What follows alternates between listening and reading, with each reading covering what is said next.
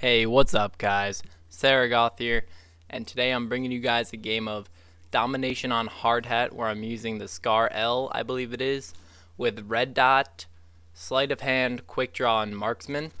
The reason I'm using these perks with this gun specifically is because A, I'm only level 15 on this Prestige, and because I think they go well together. Sleight of Hand and Quick Draw almost are like pickles in a pod, or peas in a pod if you may, because you really can't have one without the other in my opinion.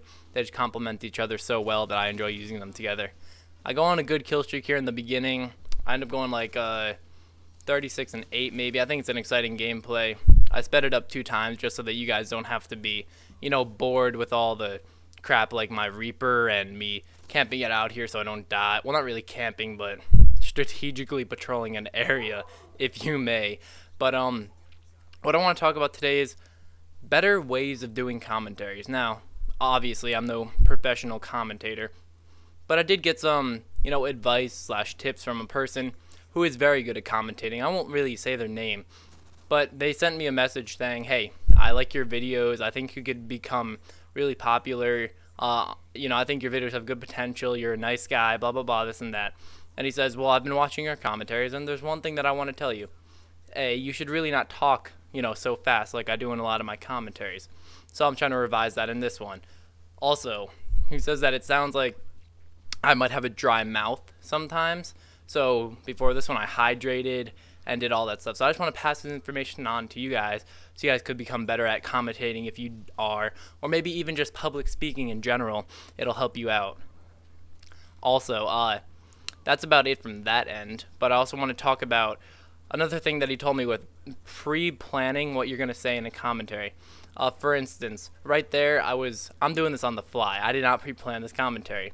I'm going to do one where I do pre-plan it, maybe tomorrow, later tonight, and I'm going to see if it improves how my commentary is and how the response is from you guys.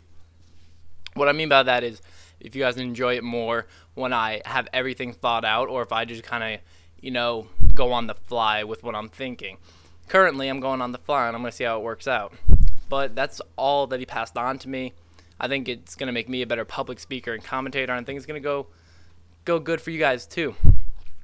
Also, some interesting things you might be interested in. Actually, if you play Call of Duty, you're probably going to be interested in these things. Infinity Ward is actually doing something quite proactive of them, in my opinion, something that they never really tried to do before, never really had to want to do before, and in my opinion never really had the need to do before. But the 3 guns that they're nerfing, per se, I think that's the word that the kids are calling them nowadays. I'm still a kid, but it's just an expression. I'm no Sean Anders 27-year-old man. Not that I don't love Sean Anders and Woody's gamertag. 45 years old, playing Call of Duty. But I'm just saying, yeah. I don't want to get into a whole hate fest. I love Woody's gamertag. Anyways, where was I? Oh yeah, they're nerfing the CM901 because a lot of you guys didn't know it, but if you put the grenade launcher on the CM901, it ups the damage, or not the damage, excuse me. It ups the fire rate of it, which incredibly increases the death or the mortality rate of the weapon, if you try to understand what I'm saying. Essentially, it makes it an overpowered gun. It's not that bad, but if you know how to use the recoil on the gun, along with that increased fire rate, it makes it very overpowered. They're also nerfing the Type, what are they called? The Type 90, or FMG9 Akimbo, to make it, I think they're just going to make it have less accuracy, or maybe less damage when akimboed. Not really sure there, but I 100% support that, as they're very overpowered, and there's kids just running around with it. They're also nerfing the Type 95. Also, something I think needed to be done, because it wasn't like the FAMAS in Modern Warfare 2. The FAMAS in Modern Warfare 2, at least sometimes, you would get a hit marker with it.